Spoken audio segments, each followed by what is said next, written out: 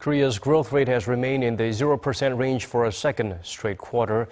The slowing growth prompted by sluggish demand at home and abroad is deepening concerns of low growth becoming a long-term trend. Hwang Ji-hye has the numbers and more. Growth in Korea's economy has slowed again for another quarter. The Bank of Korea says the country's GDP expanded just 0.4% in the first 3 months of this year from the previous quarter.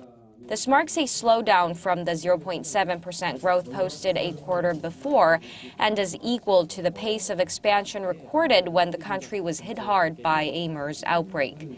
Dragged down by faltering exports and dull domestic demand, the first quarter growth figure came in low despite aggressive government spending. The government front-loaded its budget in the first quarter, which pulled up investments in social overhead capital. The government's spending and investments contributed greatly to first quarter growth. With that, construction investment went up almost 6%, while facilities investment plunged. Exports that have been on a downslide for over a year now dropped 1.7%, and private consumption also dipped. Citing weak first quarter performance figures, Korea's central bank trimmed its latest forecast for growth to below 3%. This has further stoked worries of Korea falling into a low-growth trap, a reason why some analysts see more expansionary measures down the road.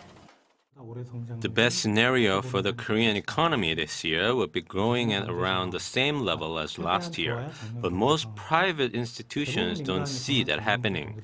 That means the country needs a more aggressive fiscal policy compared to last year's extra budget.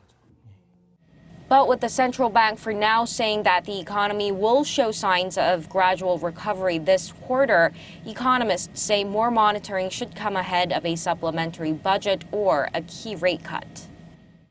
And facing skepticism that a rate cut will not be a cure-all for conditions that mostly stem from structural issues, experts say the Bank of Korea will remain cautious about moving the rate that already sits at a record low 1.5%.